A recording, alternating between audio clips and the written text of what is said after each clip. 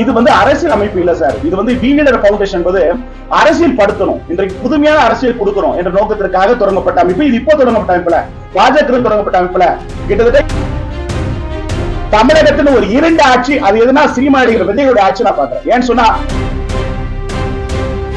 இந்த ஆட்சி ஒரு கேவலமான ஆட்சி, ஒரு கலெக்ஷன் கரப்ஷன் ஆட்சி தான் இருக்கக்கூடிய.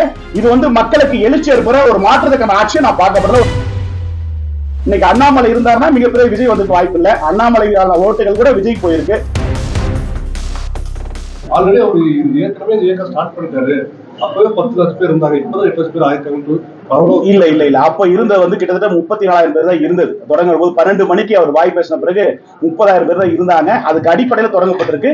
இது அரசியல் அமைப்பு இல்ல சார். இது வீலர் பவுண்டேஷன் என்பது அரசியல் படுத்தணும், இன்றைக்கு புதுமையான அரசியல் கொடுக்கணும் என்ற நோக்கத்திற்காக தொடங்கப்பட்ட அமைப்பு. இது இப்போ தொடங்கப்பட்ட அமைப்புல, பாஜக தொடங்கப்பட்ட அமைப்புல கிட்டத்தட்ட 20 தொடங்கப்பட்டு கர்நாடகம் இருந்த போது ஐபிஎஸ் பொறுப்பை விட்ட பிறகு அப்போ தொடங்கப்பட்ட அமைப்பு.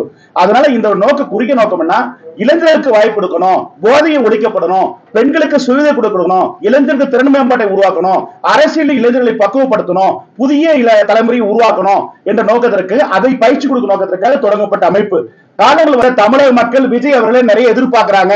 அந்த எதிர்பார்த்ததை பூர்த்தி செய்யாம ஆட்சி தான் இந்த ஆட்சியை பார்க்கிறேன். குறிப்பா 1929 அமெரிக்காவில அவருடைய ஆட்சி கருப்பு ஆட்சி சொல்லப்பட்டாங்க, பிளாக் தர்ஸ்டேன்னு சொல்லப்பட்டாங்க. அது போல தமிழகத்தில் ஒரு 2 ஆட்சி, அது எதுனா சினிமா நடிகர் விஜயோட ஆட்சி நான் பார்க்கிறேன். ஏன்னு சொன்னா ஒரு நாட்டை ஆளக்கூடிய ஒரு அறிவுசார் தலைவர்கள் ஆளப்பட வேண்டும். அப்படி இருக்கிற போது இந்த இடத்துல சினிமா சம்பந்தப்பட்ட துறையில் ஒரு ஆட்சி ஆண்டு இருக்காங்க. இது தமிழகத்திற்கு வெட்கக்கேடு. அப்படி பார்க்கிற போது இந்த ஆட்சி ஒரு கேவலமான ஆட்சி, ஒரு கலெக்ஷன் கரப்ஷன் ஆட்சி தான் இருக்கக்கூடிய. இது மக்களுக்கு எழுச்சி ஏற்படுற ஒரு மாற்றத்துக்கான ஆட்சியை நான் பார்க்கப்படல, ஒரு அரசியல் ஆய்வாளராக நான் பார்க்கப்படல. நீங்க பேச அப்படி பார்க்கிற போது மாற்றம் விரும்புறாங்க. இன்னைக்கு அண்ணாமலை இருந்தாருன்னா மிகப்பெரிய விஜய் வந்துட்டு வாய்ப்பு இல்லை. அண்ணாமலை ஓட்டுகள் கூட விஜய் போயிருக்கு. அவருடைய ஆதரவுல ஓட்டு போட்டவர்கள் விஜய் வந்திருக்காரு. ஆகவே எதிர்வரும் காலங்கள் இதே 3 போயிட்ட மாறும். அப்போ காட்சிகள் மாறும், அப்போ ஆட்சிகள் மாறும் பார்த்துக்கு.